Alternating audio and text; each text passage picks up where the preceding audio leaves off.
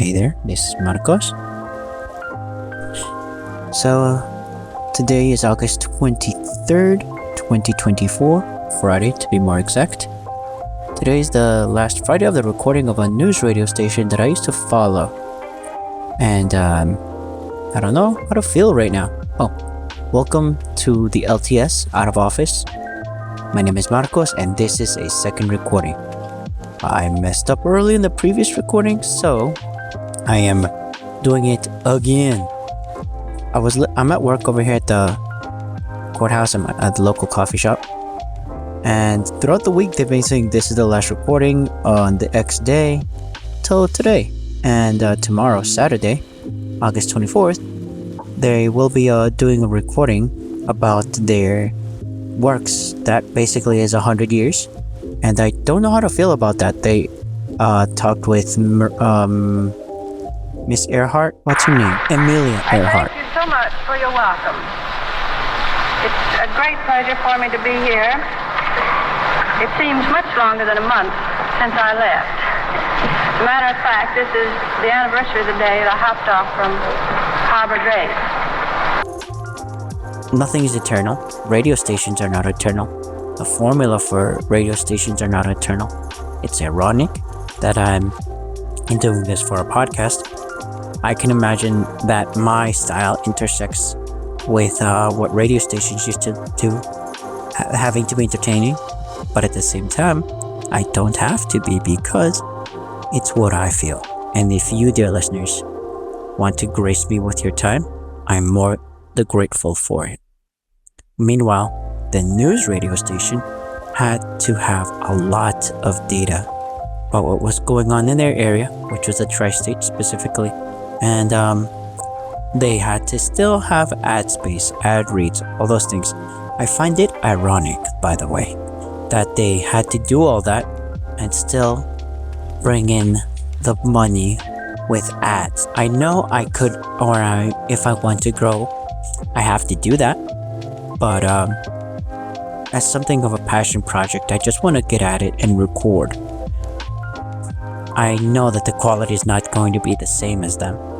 And I know that they have a team of writers. I was listening to their formulas or their stories that they were retelling throughout the week of how they first started, how they were telling their co-hosts, the new ones, the veterans, how they looked up at them. They were standing on the shoulders of giants, they would say. Their personality would shine throughout the years. A lot of them, nothing less than 20 years. Or nothing less than 10 years. Can you imagine that? Obviously, there's podcasts nowadays that are on the air for 10 years. There's Joe Rogan. There's the Campfire Stories by Jim Harrell. I feel like those are the veterans, but at the same time, nothing compared to something that's been around for almost 100 years. And that's just mind-boggling. I have to always understand that they're either, for my project that I'm doing with you right now that you're listening, it either has to be like a ad space or just straight from the heart. Right now, I just want to pick your ear, have your attention, and I just want you to think that I'm only going to be here in this world for a certain amount of time. This radio that I thought was going to be eternal, 100 years. Europe is probably going to be nothing. There's probably longer radio stations. It's great to be on a radio station, Wayne, that traces its roots to 1924. WCBS nearly made it to 100 years. Can you believe it? Shy by about, 3 weeks? Something like that, It was September of 24. A guy named Alfred Greeby, who built radios and, of course, needed something to put on those radios, got the radio station going here. It was WAHG, then WABC, not the Cousin Brucey ABC, but the Atlantic Broadcasting Company, which is what Mr. Paley purchased. I know the world is a big place and history has happened everywhere, but it's something close to my heart, and I just want to make you think about that, dear listener, that something big is going to be put to rest.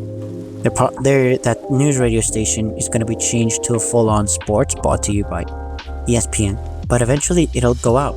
It's ironic that these radio stations have to still pay for a license to the government in order to do this, but that's the deal of the game. I follow some podcasts too, where they were former radio hosts, and they had to do that. They had to keep some numbers in their listeners. It was their job after all.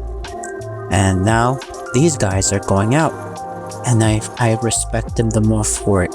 I know this is ridiculous and stuff, but it's just something that I want everyone to hear what I went through, and it's dumb and all maybe, but not for me.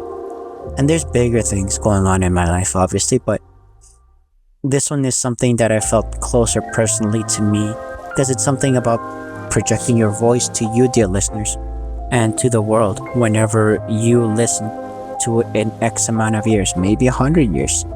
And this is me, Marcos, recording my voice for the future and letting you know that something on this date is the last Friday that they'll be going live to the world.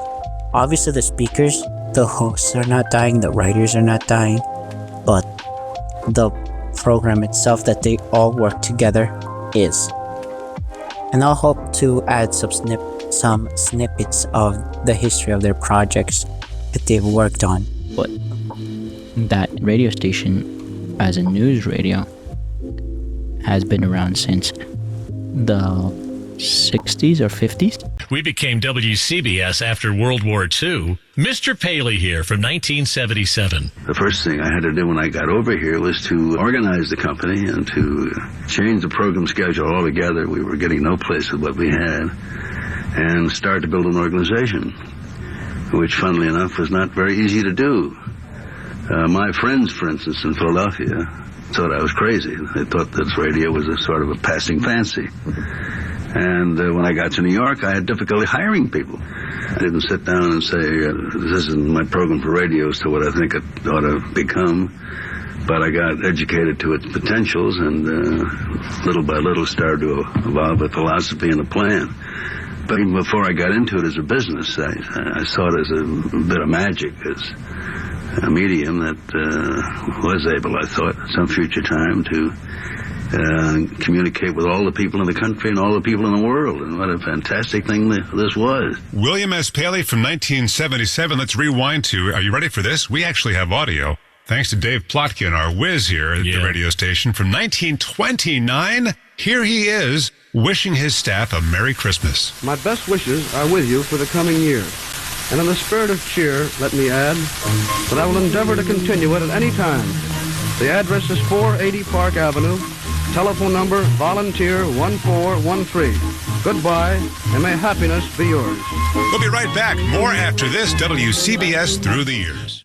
Listening to the radio station. And yeah, that I feel like that should be a historical thing on its own. And it really made me think about like how things are changing. The opener of ABS, or the Atlantic Broadcast System, was a person that would really like to build on radios, and a lot of people were telling him, like, why are you doing this if this is just a little gimmick that won't last? And in part I understand, because the newspaper has been around for already another 100 or at least 200 years in the style that we know nowadays. So having a giant already that disseminates information to you versus doing a radio broadcast style of personalities. The TV wasn't the thing.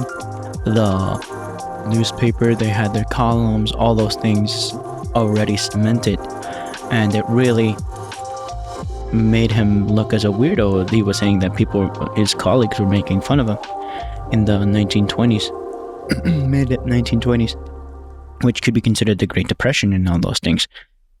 But he still went through it and launched that company. And then they played music, jazz specifically, all those different acapellas. They were around the world. They hopped with some interviews with Miss Earhart, or with some famous musicians of the time.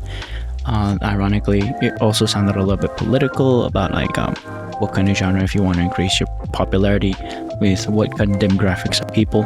Jazz was a thing which was primarily known by African Americans, and they were saying you should hop onto this in the 1930s.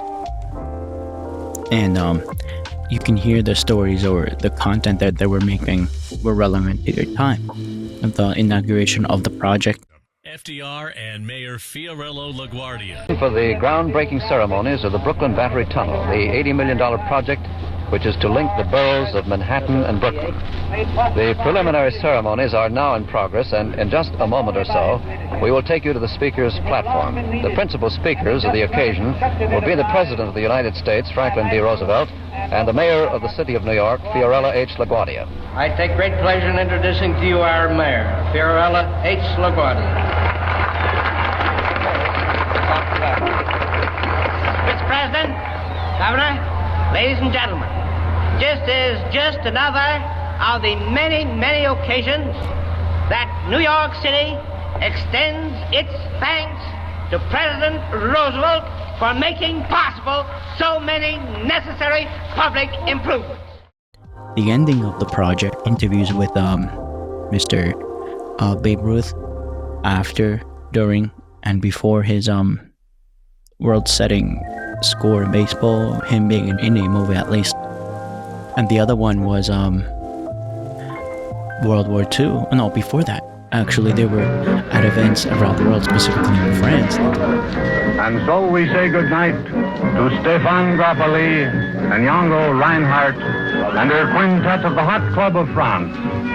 They have been playing for you from the Bricktop Cabaret in Montmartre, Paris. This is Ed Murrow speaking and saying, swing it, America. Yeah, it wasn't going to stay fun and games for Ed Murrow for too long as war tensions were breaking out all throughout Europe. But before that happened... They also recorded that the day that Hitler took over control politically in Germany, how things were heating up politically over there in Europe, and Americans were listening to were stuck to their news radio to listen what was going on. That was giving them the fastest broadcast or dissemination of information of what was going on in Europe. We were watching the headlines and now hearing the headlines on the radio, but what was happening on the European front? Bob Trout and Edward R. Murrow. This is London. Sitting opposite me is Mr. A.L. Easterman, chief foreign correspondent of the Daily Herald. Now, I think I ought to tell you that the Daily Herald is the official organ of the Labour Party, and in the past has therefore consistently opposed the policies of Mr. Chamberlain's administration.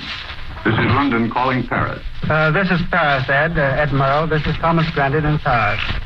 Last night, the news went around Paris that Hitler's reply to the British government was lengthy.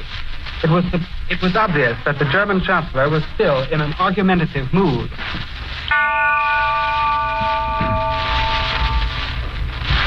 This is Bob Trout bringing you the news of Europe as it now stands at 6 p.m. Eastern Daylight Time. First, Adolf Hitler has issued a decree forming a ministerial council for the defense of the Reich.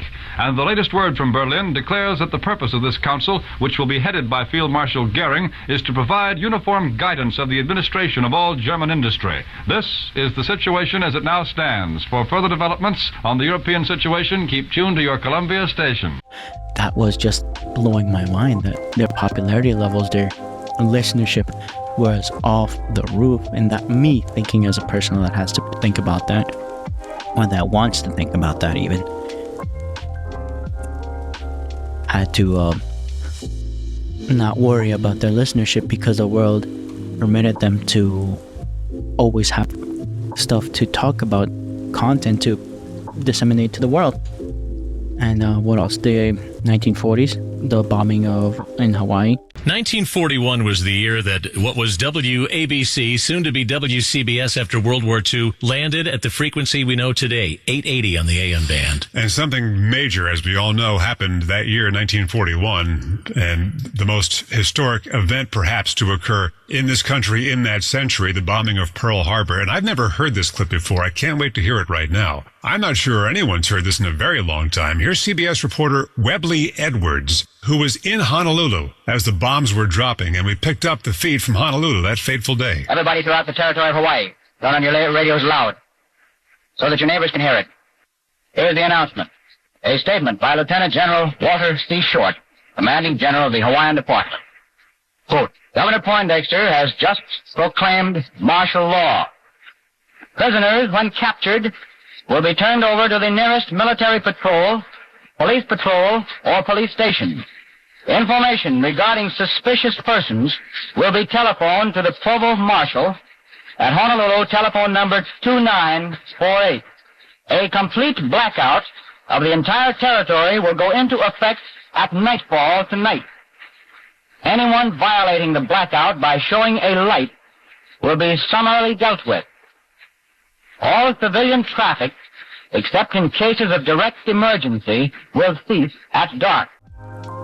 They were also there reporting live after World War II. When Japan surrendered, they have a broadcast recording. Now to the end of the war, September 2nd, 1945, VJ Day, WABC 880, in the middle of your hit parade. I love to lie. We interrupt this program. Japan has signed the documents of surrender. In Tokyo Bay, aboard the battleship Missouri, the Japanese foreign minister put his signature to the paper ending the Second World War. This is Bob Trout in New York, switching you first to the USS Ancon. Attention, the peoples of the world. World War II is about to come to its official closing.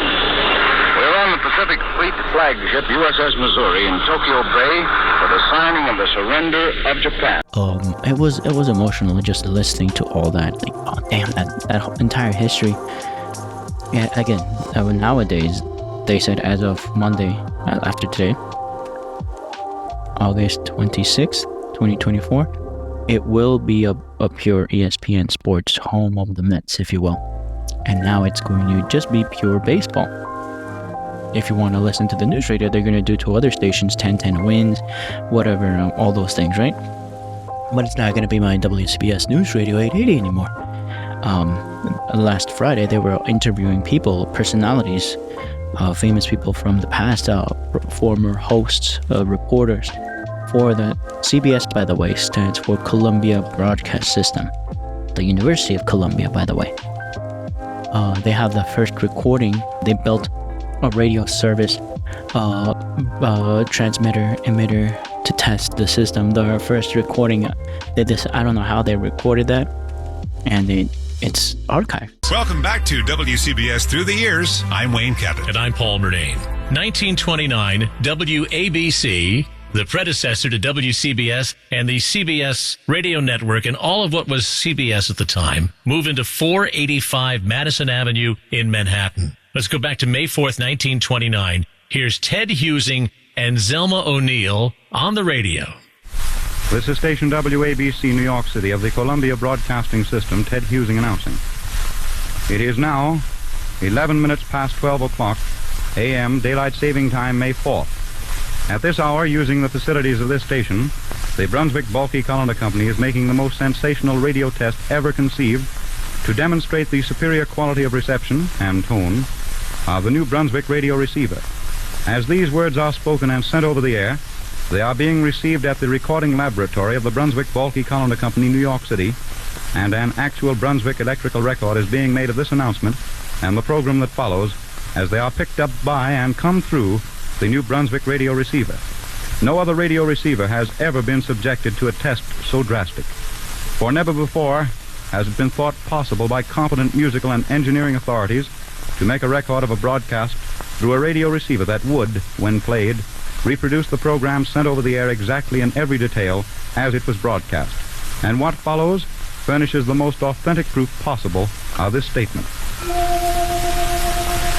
Button up your overcoat when the wind is free. Take good care of yourself, you belong to me. Eat an apple every day, get to bed by 3. Take good care of yourself, you belong to me. Be careful crossing streets, ooh, ooh, don't eat meat, ooh, ooh, cut out sweets, ooh, ooh, You'll get a pain and ruin your tum-tum. Keep away from bootleg hooch when you're on a spree. Take good care of yourself. You belong to me. We are doing WCBS through the years, and you're telling me, Paul, that there were stars before us? It's hard to imagine, but there were stars as radio became an institution in the home. And it's just emotional thinking about that the first recording they said this will be blah blah blah, and this is the first broadcast testing the system, and now all that's not going to be that style anymore. They even have when they closed this special event, they had a recording that they had. Then it's no longer going to be the ABS, American Broadcast System, from the Atlantic Broadcast System. It will be changed to CBS, the Columbia Broadcast System. I think it was because it was me. It's not a fact, dear listener. It's just an observation, a theory, if you will, that the Columbia University was they were probably being sponsored by Columbia University in New York City.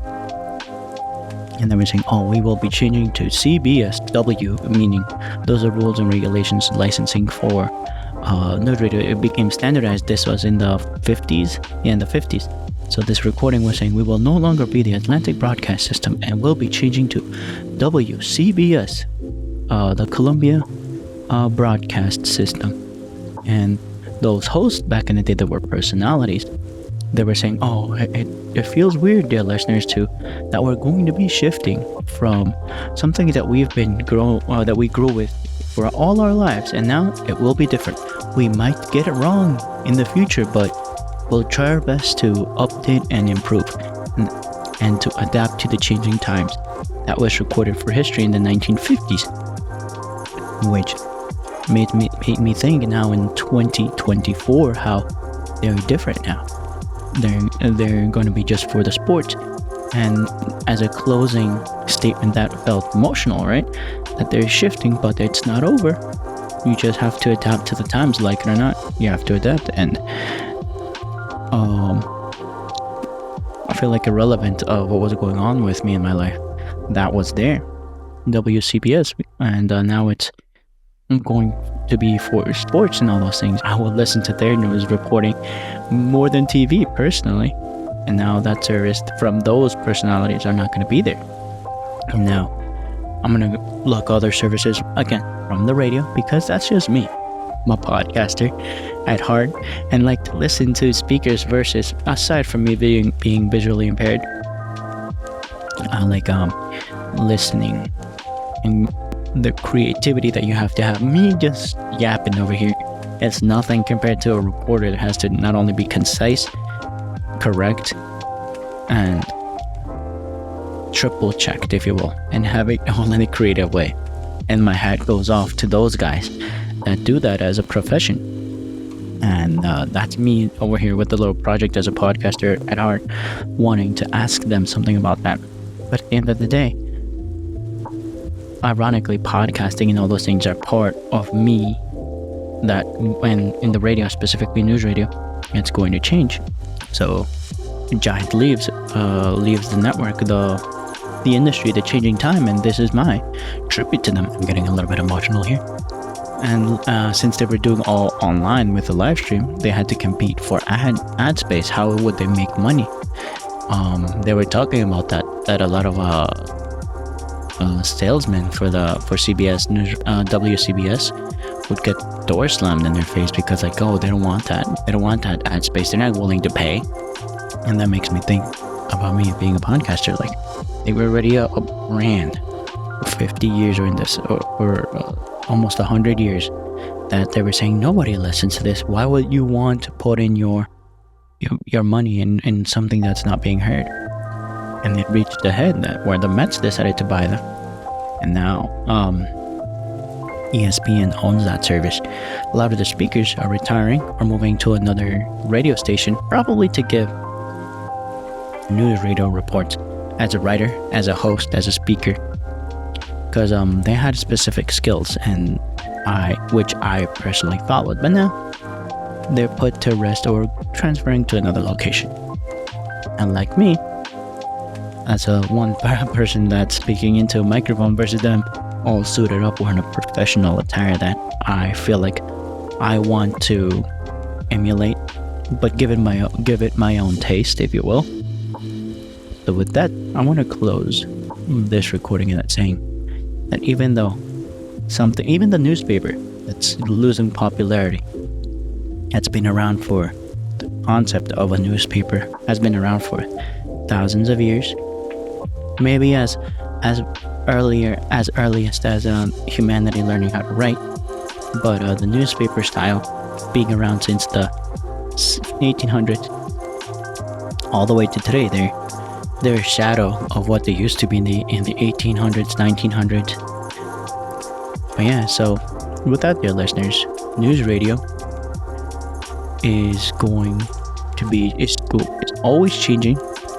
Sometimes I might not like it, you might not like it, we might not like it, but now it will head to another path. With that, over here, Marcos here will also sign out. For the final time, this is WCBS New York, the Columbia Broadcasting System. More than just the headlines, WCBS News 88.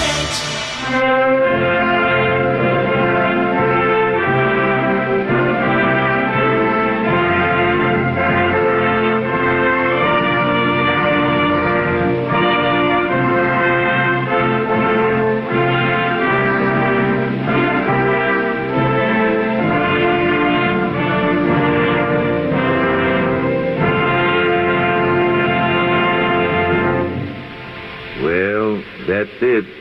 There goes WCBS.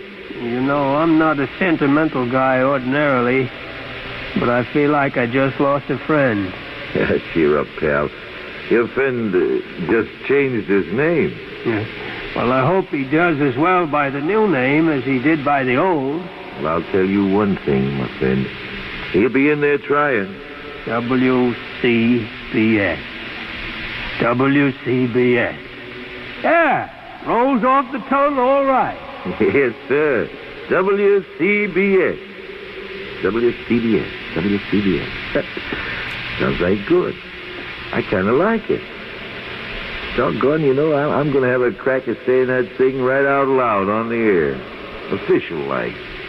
Like those high-priced announcers do. Ladies and gentlemen and all the little children, be ye all advised that from here on, except when we forget sometimes, this is Columbia's key station in New York, WCBS.